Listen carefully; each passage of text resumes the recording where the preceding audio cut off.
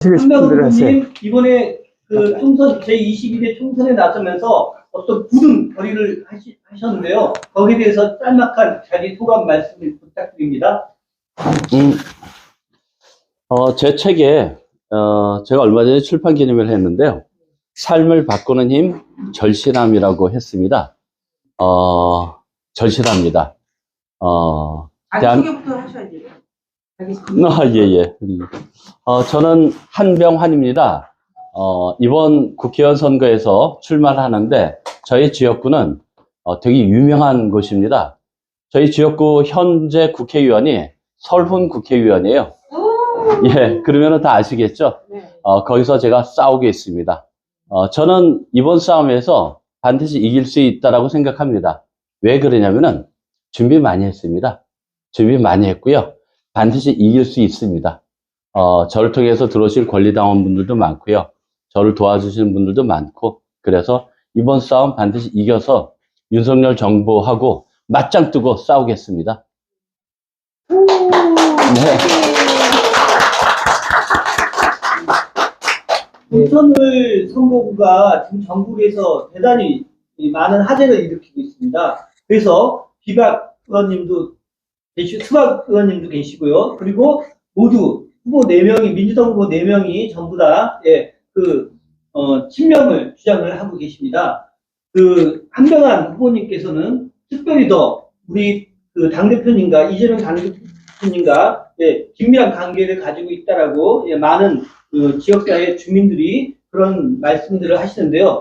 본인이 이재명 후보와 이재명 당대표님과 어떻게 인연을 맺게 되었는지 한번 설명 부탁드립니다. 네. 제가 청와대에서 2년 6개월 있었는데요. 그때 제가 여러 가지 일을 했는데 그 중에서 가장 대표적인 것이 지역화폐입니다.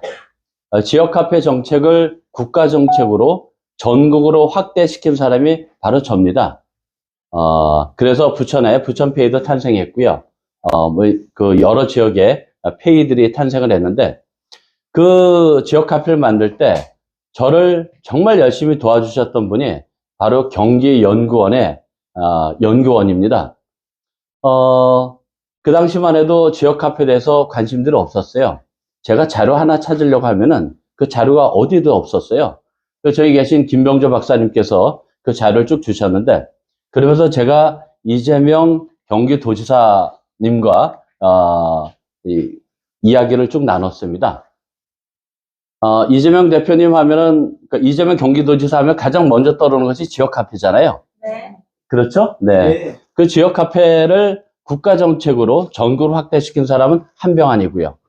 그래서 이재명 대표께서 저에게 지역화폐의 정치적 동지라고 이야기를 저한테 해주셨습니다. 제가 청와대에서 나와서 제일 먼저 찾아간 것이 바로 이재명 캠프였어요. 그 당시는 이재명 대표 캠프에 아무도 없었어요, 별로. 되게 일렀을 때니까요. 그때 제가 가니까는 이재명 대표께서, 경기도지사께서 그 얘기를 하시더라고요. 그때가 언제쯤이신가요? 2021년 3월 달이에요. 네. 3월 달이었는데, 이재명 대표께서 청와대 출신 중에서 제일 먼저 캠프에 합류한 사람이라고 얘기를 해 주시더라고요, 제가. 그래서, 진짜 그래요? 그랬더니 맞다라고 그러시더라고요. 그래서, 제가 그렇구나, 그런 생각을 했는데, 그때까지만 해도 청와대 출신이 이재명 캠프에 안 갔어요. 제가 딱 가니까는, 말린 사람들도 있었어요. 그 왜 가냐고. 근데 저는 이렇게 얘기를 했었죠. 제가 청와대에서 일을 할 때 느껴보니까는 민생을 위한 정책을 제대로 하는 분이 이재명 경기도지사시다.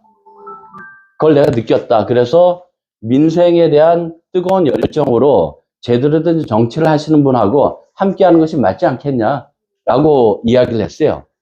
그리고 제가 캠프에 합류를 했죠. 그때 이한주 원장님도 만났고, 요즘 유명한 정진상, 김용 이런 분들하고 만나서 같이 회의도 하고, 이야기를 많이 했었어요. 그때가 초기였으니까요. 21년 3월 정도. 네네, 예. 그때까지만 해도, 우리 이재명 대표, 후보죠. 후보님이 여의도에 사무실이 없었어요. 사무실이 어디 있었냐면은, 사당동에 있었어요. 그래서 여의도 사무실이 그래도 대통령 후보로 출마하는데 여의도 사무실 안에 있어야 되지 않냐라고 해갖고 제가 알아보러 다녔어요. 막 부동산 다니면서 여의도에 가갖고 저 사무실 나온 거 있습니까? 알아보고 막 이렇게 해서 그 양지탕 2층에 사무실을 얻었는데 그게 나중에 이재명 그 대통령 후보의 중요한 사무실로 되어졌던 거죠. 그러면서 많은 분들하고 이야기 나누고 했었죠. 그런 인연이 있습니다. 그래서 그 최근에 이한주 원장께서 이한주 원장은 다 아시죠? 이재명 대표의 정치적인 멘토이시고 오랜 정치적 동지라고 하는 이한주 원장님이 저의 후원회장을 맡아주셨어요. 그 이한주 원장님이 잘 안 맡으셨는데 아마 이재명 대표님과의 교감이 있으셨던 것 같아요. 그래서 그 교감 속에서 제 후원회장을 맡아주셨고 또 이런 얘기까지 하시더라고요. 반드시 당선돼야 된다. 그러니까는 필요하면은 나에 관한 모든 것들을 홍보해도 좋다라고 이야기까지 해주시더라고요. 그래서 저한테 엄청 큰 힘을 해주고 계시고요. 그런 힘으로 제가 열심히 선거운동 하고 있습니다, 지금. 네.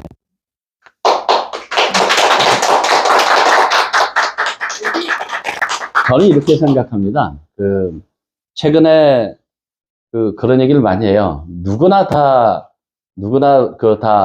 친명이다. 그리고 뭐 이재명 대표에 대해서 막 얘기하고 이런 사람 많은데 중요한 것은 저는 이재명 대표가 갖고 있는 철학과 원칙을 함께 공유하고 그런 일을 함께 할 자세가 돼 있거나 해왔거나 그런 사람들이 정말 중요하다고 생각합니다. 말로만 얘기하는 거지 실제로 어려움 닥쳤을 땐 다 도망갈 사람들 되게 많아요. 힘들 때 꿋꿋하게 손을 잡고 해왔던 사람. 그래서 제가 경선 때 함께 했던 사람들은 별로 없어요. 나중에 대통령 후보가 민주당에서 결정되어지고 난 다음에 그때 합류한 사람들이 많아요. 그런 분들이 다 뭐 요즘 그 이재명 후보 얘기하고 그러는데 정작 이재명 후보 힘들 때 뭐 하셨는지 좀 묻고 싶습니다. 네. 전 그런 인생을 살았어요. 네. 네, 한병훈 후보님께서는 지역화폐, 부천페이에 대해서 심혈을 기울여가지고 약 5년 동안 관심을 가지고 계속 정치를 추진하셨는데요. 부천페이를 사용하면 어떤 장점이 있는지 조금 소개해 주시겠습니까? 지역화폐는 이렇습니다. 한국 사회가 빈부격차가 되게 커요. 전 세계에서 4위란 얘기도 있고 8위란 얘기도 있는데 4위 했을 때는 순위가 어땠냐면은 1등이 코스타리카였고요. 2등이 미국, 3등이 이스라엘, 4등이 한국이에요. 그만큼 빈부격차가 큰 사회가 대한민국입니다. 왜 그렇게 되어졌냐면은 이 IMF와 코로나를 겪으면서 여러 가지 일을 겪으면서 소위 말해서 중산층과 서민들을 몰락해버렸어요. 그러면 돈의 흐름이 다 어디로 갔냐? 다 서울로 대기업으로만 갔습니다. 돈의 흐름이. 그러면서 지역도 무너지고요. 골목 경제도 무너지고 이렇게 되셨는데 제가 청와대 가서 가장 고민했던 것은 바로 이거였습니다. 대한민국의 빈부격차를 줄이면서 중산층 서민들이 안정적으로 성장할 수 있는 그런 경제체계를 어떻게 만들어낼 거냐. 그러면서 고민했던 것이 바로 지역화폐였어요. 지역화폐는 이재명 성남시장께서 청년수당을 지역화폐로 주면서 경제적인 효과가 어떻다는 것들을 증명해냈거든요. 그걸 저는 봤던 거죠. 그리고 경기도지사 하시면서 지역화폐의 경제 효과들을 입증하셨어요. 그걸 보면서 이것을 국가정책으로 전국적으로 확대하면은 정말 좋겠다라는 생각을 했었던 거죠. 지역화폐의 가장 큰 것은 뭐냐면은 돈의 흐름입니다. 돈의 흐름이 대기업으로 서울로만 가는 돈의 흐름을 지역과 골목으로 돌리는 효과가 있어요. 네, 맞습니다. 가장 크게 입증되어졌던 것이 언제냐면 다 아실 텐데 2020년에 전국민 재난지원금이 나간 적이 있어요. 1인당 25만 원, 한 가구에 4명씩 해서 100만 원이 나간 적이 있는데 그때 지역 카페 위력이 드러났습니다. 네, 그때 딱 제가 청와대에 있을 때 그 정책 제가 했어요. 12조 원이 지역 카페로 풀렸는데 그때 이 코로나19로 전부 이 자영업자들이 너무 힘들어 했었잖아요. 그랬는데 골목 경제에 골목 상권에 매출이 뛰었어요. 그러면서 자영업 하시는 분들이 한박 웃음을 줬습니다. 매출이 뛰니까는 코로나19도 극복할 수 있겠다라는 생각을 하실 정도였고 되게 좋았던 거예요. 그때 어땠냐면 기억 돌이켜보시면은 정육점 매출 막 뛰었습니다. 동네 야채 가게 뛰었고, 동네 빵집, 동네 슈퍼 다 매출이 뛰었어요. 근데 매출이 좀 줄은 데가 있어요. 대형마트하고 백화점이 좀 줄었습니다. 그걸 보면서 대기업들이 깜짝 놀랐어요. 깜짝 놀랐어요. 그러면서 야, 지역 카페의 위력이 돈의 흐름을 일정 정도 바꾸는구나. 그걸 되게 놀랬고요. 또 하나는 뭐였냐면은 죄송합니다. 감기 기운이 좀 있어요. 더 놀랬던 거 뭐냐면은 소비 트렌드가 변한다라는 거예요.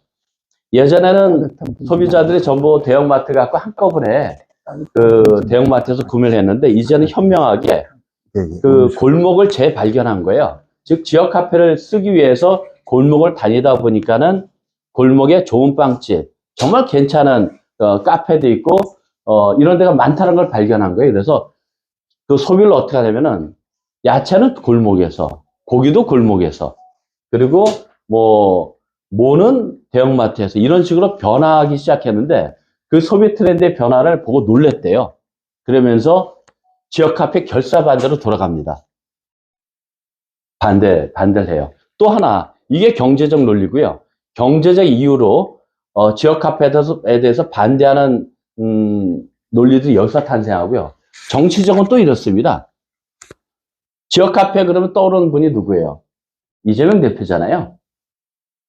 그 당시에 대통령 후보로 나섰던 많은 사람들이 이재명 대표를 견제하기 위해서, 이재명 대표를 편애하기 위해서 지역 카페를 반대하기 시작했어요. 이낙연, 정세균 이런 사람들. 그리고 거기에 영향을 받은 것도 있고 또 원래 본인들도 본질도 그렇고 홍남기 부총리 이런 사람들이 반대를 하기 시작했어요. 거기에 또 편승해서 청와대에서도 일부 인사들이 반대하기 시작했어요. 그러면서 이 전국민 재난지원금이 그다음부터 한 번도 지급되지 않습니다. 저는 정말 화가 나요. 왜 화가 나냐면은 전국민 재난지원금이 한 번만 더 나갔으면은 우리 정권 안 뺏겼어요. 맞아요. 네. 이 대기업들의 이 자기만을 위한 그런 대기업의 논리, 또 이재명 대표에 반대하려고 하는 이런 일부 정치인들의, 근데 일부가 아니라 정말 대단한 영향력을 행사하는 이런 사람들의 어떤 폄훼한 생각 때문에 대한민국 정권이 날아간 거예요. 맞아요. 저는 정말 화가 납니다. 화가 납니다. 네. 국민들도 화가 납니다. 그렇게 생각합니다. 지역 카페는 민생 경제를 살리고요. 골목 경제를 살리고 지역 경제를 살립니다. 그래서 중산층과 서민들을 한방 웃음 짓게 하면서 돈의 흐름을 바꿔낼 수 있는 아주 중요한 균형 정책에 있어서 경제 균형 정책의 주요한 정책입니다. 네. 질문해도 되나요? 네. 네, 정치를 하면서 제일 중요하다고 생각하시는 게 뭐가 있나요? 저는 국민의 삶이라고 생각합니다. 저는 지금의 정치인들이 가장 문제가 뭐냐면은 자신의 개인적 분노, 개인적 이익만을 추구하는 측면이 너무 많다고 생각을 해요. 공적 이익, 공적 분노에 대해서 함께 해야 되는데 그렇지 않고 있고요. 민생에 대해서 신경을 안 써요. 그러다 보니까는 우리 국민들은 분노하는 거거든요. 내 삶에 대해서 전혀 관심 없는 정치에 대해서 분노하는 거고 화가 나는 거죠. 저는 그것이 가장 중요하다고 생각을 해요. 참고로요, 제가 요즘 선거운동하면서 명함을 나눠주잖아요. 그럼 명함 나눠주면은 처음에는 저 한 병 아닙니다. 그러면 그냥 안 쳐다봐요. 제가 이렇게 얘기합니다. 부천페이 아시죠? 제가 청와대에서 바로 부천페이를 탄생시킨 주역입니다. 라고 하면 깜짝 놀래요. 그러면서 어떤 분은 박수까지 쳐줘요. 그러면서 느꼈던 게 뭐냐면은 우리 정치인들은, 아니, 우리 시민들은 정치에 대해서 무관심한 게 아니라 내 삶과 직접적으로 연관되어져 있는 정책을 한 사람에 대해서는 박수 쳐주고 응원해줘요. 네. 그런 정치인들이 없어서 그런 거예요. 저 선거운동 하면서 박수 받으면서 선거운동하고 있는 사람입니다. 네. 그러네요. 간단한 질문이 있는데요. 네. 네. 저기, 여러 가지 다 그거 하고, 딱 한 가지, 정말 말다, 행다, 따로 하시면, 또다시 국민한테 지탄받을 거라고 생각하거든요. 그래서, 행동하는 정말 정치인이 되어서, 이 나라와 국가를 위해서, 국민을 위해서 앞장서는 그런 분이 좀 되어 주십사. 진짜 간곡하게 이렇게 좀 국민의 한 사람으로서 부탁을 드립니다. 부탁이 드린 게 아니고 국민이 명령하는 겁니다. 부탁이 네. 아니고 명령하는 겁니다.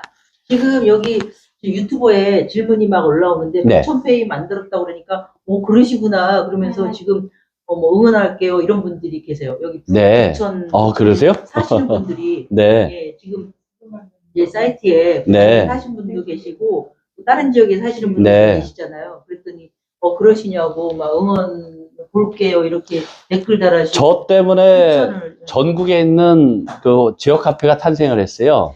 대전에 뭐 운통대전이라든지 뭐 어디라든지 모든 지역 카페가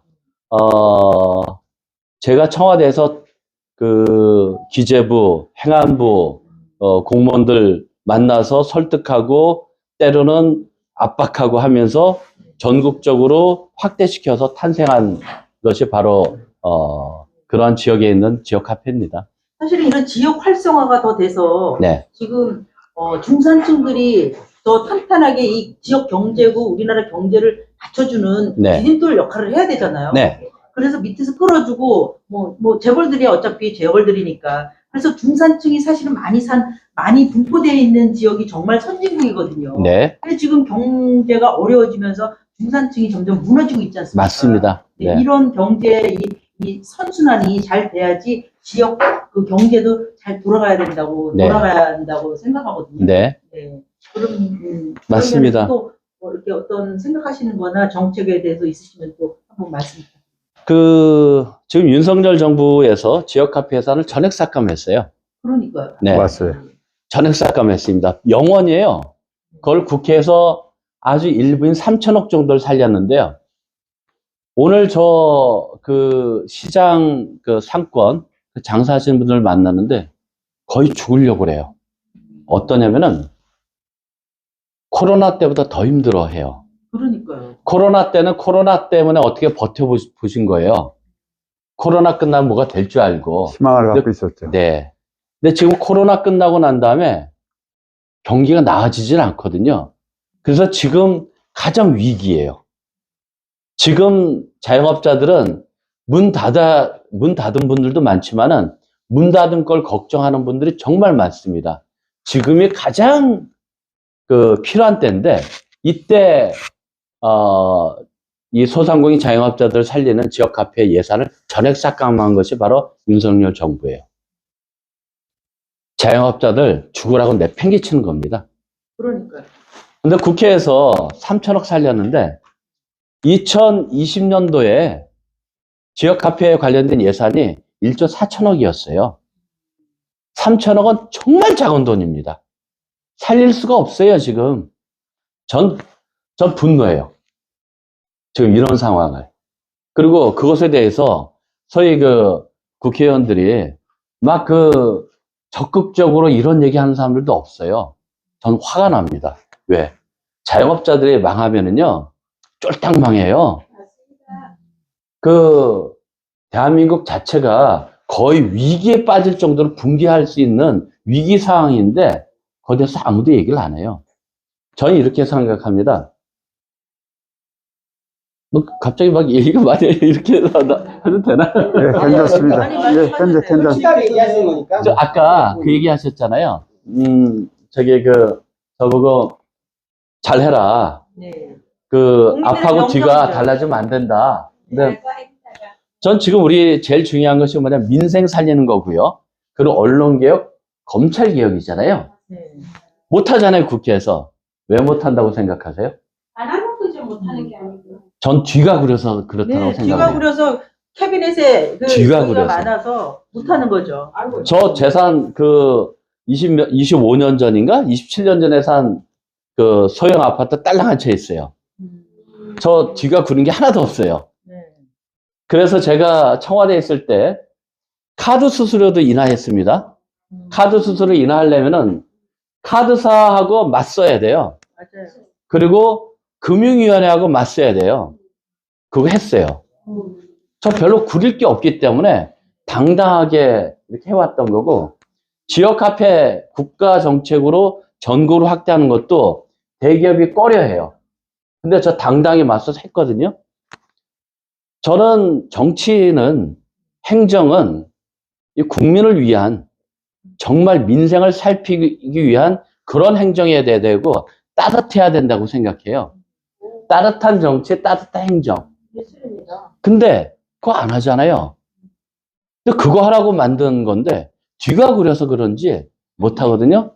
저는 당당하게 윤석열 검찰 정부와 검찰 정권과 검찰 독재와 맞서서 싸울 겁니다. 그리고 민생을 도외시하는 모든 세력들과 맞서 싸울 거예요. 전 그거 하려고 지금 정치를 하고 있습니다.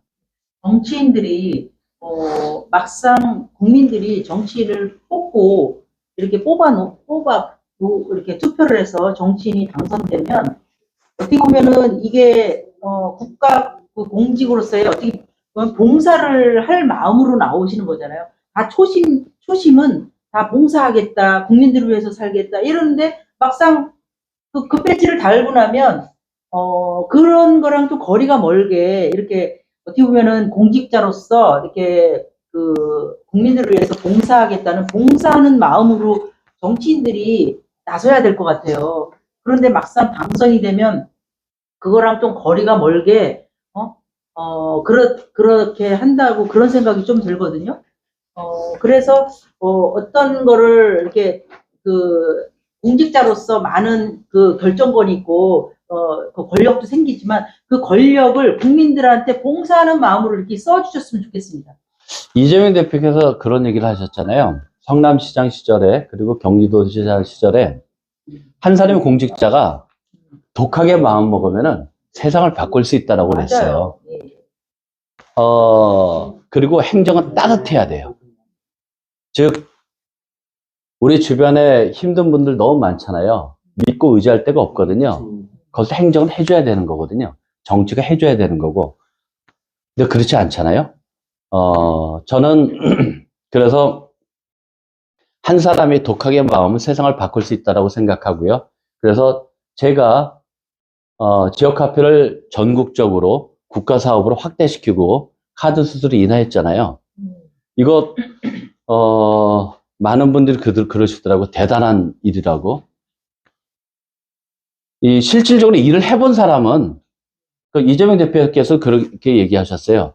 실제로 일을 해본 사람, 그리고 그런 것들에 대해서 고민한 사람만이 알 수 있는 이런 것들이 저는 있다고 생각합니다. 그래서 그런 얘기도 했어요. 뭐냐면은 그 국회의원 되면 변하는데 저한테 그런 얘기를 해요. 변하지 말라고. 그래서 저 안 변합니다 그랬어요. 그러면서 저 청와대 가서 저 그런 일을 했습니다.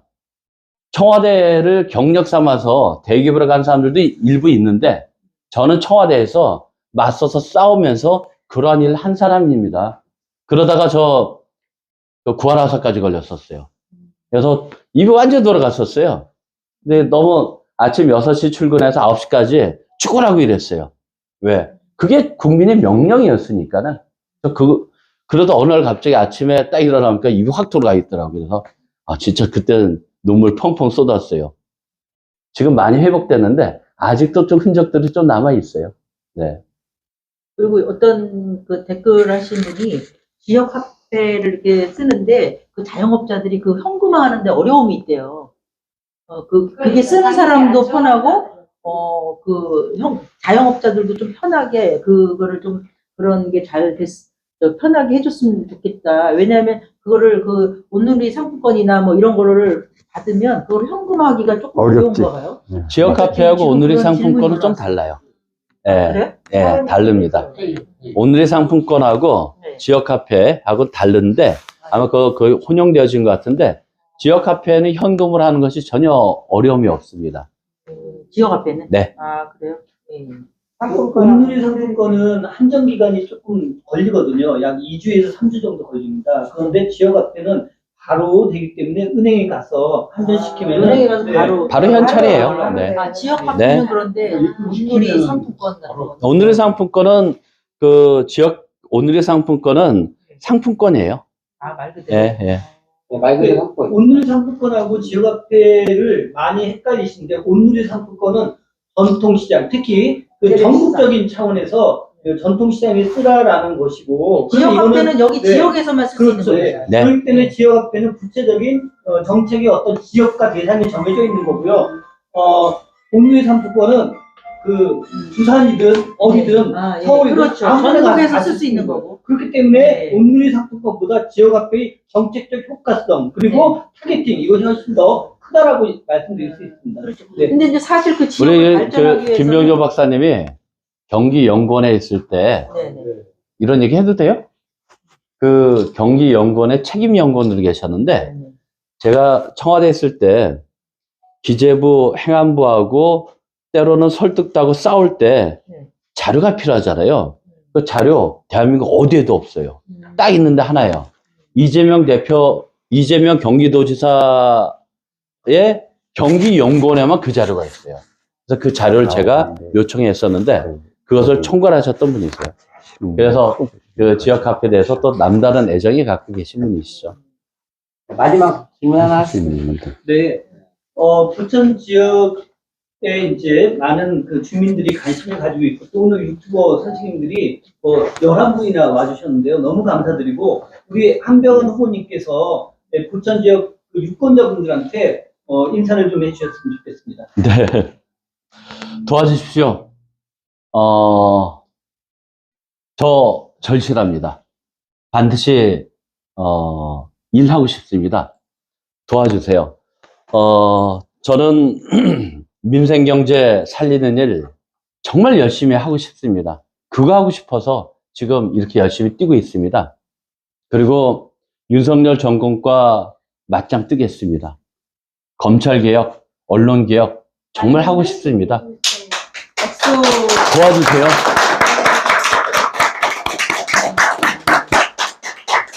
네, 그럼 오늘 유튜버 선생님들을 모시고 한 한병한 후보의 특별 인터뷰 여기서 마치도록 하겠습니다. 저 잠깐 더 해도 돼요?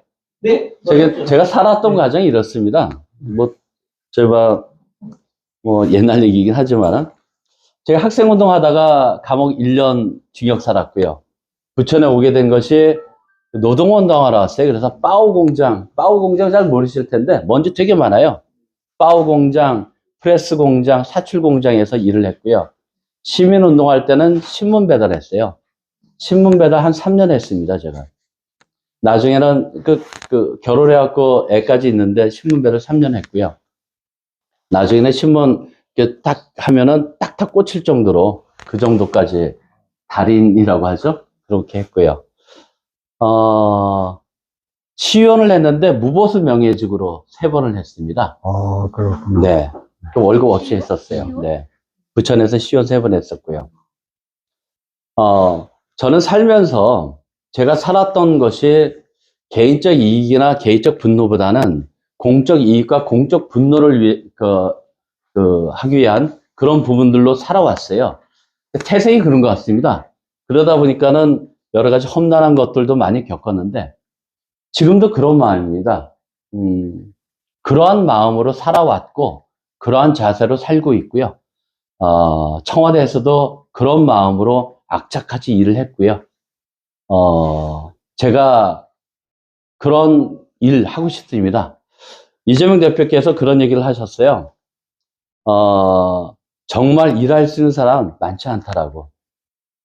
그러면서, 손꼽은 사람 중에 하나가 저라고 얘기를 하시더라고요. 정말 열심히 뛰고 싶습니다. 도와주십시오. 박수. 우리 후보님께서 방금도 말씀하셨지만 저희 후보님이 시의원 2대, 3대, 4대 시의원을 역임하셨고요. 그리고 청와대에서도 2년 6개월을 계셨습니다. 그리고 많은 일들을 하셨는데 그럼에도 불구하고 현재 재산이 20평대 노후한 아파트 한 채밖에 없습니다. 이것은 별걸 다 얘기하셨어요. 우리 후보님께서 얼마큼 신념하고 얼마큼 그 서민 중심으로만 일에 집중해서 해왔는가를 반증하는 것이라고 생각을 합니다. 그래서 부천을에서 어떤 후보들보다도 청렴하고 결기 있고 그리고 서민과 민생 경제를 위해서 열심히 할 수 있는 분이라고 생각합니다. 많은 그 유튜버분들 그리고 부천의 지지자분들 그리고 유권자분들 관심 가져주시고 그리고 주위에 많이 홍보해 주시기 바랍니다. 네. 아니, 별 말씀이다. 잘하셨어요, 그런 거. 초심 잃지 네. 마시고 아, 그렇죠. 지금 국민의힘에서 네. 지금 586 운동권 퇴출 이런 거 들고 나왔잖아요. 그 프레임을 들고 나왔는데 임종석 그 비서실장 했던 임종석이 지금 대표적인 케이스를 지금 오마이에 오르고 있잖아요. 그런 거에 대해서 어떻게 생각하십니까? 저는 제일 중요한 것은 열정과 절실함이라 생각을 해요. 그 586 비판받는 거 저도 잘 알고 있어요. 핵심은 뭐냐면은 열정과 절실함을 잃었다라는 거예요. 저는 그 열정과 절실함은 바로 이 민생에서 나오는 거고 이 국민들의 삶 속에서 나타나는 거거든요. 그것을 함께 한다라고 하면은 국민들은 박수 쳐줄 거고요. 과거에 자기가 했었던 이런 것들에 안주한다라고 하면은 그것은 정확하게 질타를 받겠죠. 저는 제일 중요한 것은 절실함과 열정이라고 생각합니다. 알겠습니다. 초심을 잃지 마십시오. 네? 네. 후보님 북권 섰을 때 제일 화제가 됐던 게 돌아가는 지역 앞에 얘기하셨거든요. 거기에 대해서 다시 보고 네. 아니, 거기 오셨던 분들이 네. 굉장히 좀 뭐라 그럴까 좀 존경하는 그런 분위기도 봤고요. 공이 좋아서 지금 네. 댓글에 어떤 분이 질문을 하셔서 제가 대신 지금 네. 질문을 해드린 거예요. 아, 그러셨어요? 네, 여기 지금 그런 거에서 어떻게 생각하냐 네. 물어보시고 네. 계세요. 아, 예, 예. 네, 일단 감사합니다. 그런 네. 질문 해주셨고요. 네. 지지해주시고 박수 보낸다고 말씀하셨습니다. 네. 네. 응원하신답니다. 아, 그래요? 고맙습니다. 서로는 지긋지긋한 인간이라고 아니 국민들의 심판은 간단합니다. 국민들을 위해서 시민들을 위해서 일을 하는 국회의원은 일꾼이냐, 아니 그렇지 않은 일꾼이냐, 그걸 국민들이 판단하는 거거든요. 네, 그거에 대해서 오늘 제가 판단은 국민들이 하지 않겠습니까? 그 장사하시는 분을 뵀었는데요. 얘기하시다 우시더라고요. 그분 얘기가 뭐냐면은 곱창 이렇게 하는 장사를 하시는 분인데 정말 열심히 하는데 매출은 떨어지고 도대체 왜 그런지 모르겠다라는 거예요. 그러면서 경기가 안 눈물을 좋으면- 글썽거리시는데 네. 내가 잘못한 건지 내가 무슨 재료를 덜 썼나 내가 뭘 잘못했나 이런 생각을 하는데 도저히 모르겠대요. 그런 얘기 하시더라고요. 경기가 어려우면은 소비자들이 내수 시장이 죽고 소비자들이 벌써 지갑부터 다 닫잖아요. 이제 그게 바로 여러 가지 지금- 원인이 많은데 그것은 개인의 잘못만은 아닙니다. 개인의 잘못이 아니에요. 구조적인 나중에 이제 기회가 되면 그런 얘기 또 나눌 기회 있으면 얘기하고요. 저 그러한 일을 하고 싶습니다. 네, 네 알겠습니다. 네. 박수. 김동훈 후보님 지역구에 수박이 있기 때문에 네. 그분 때문에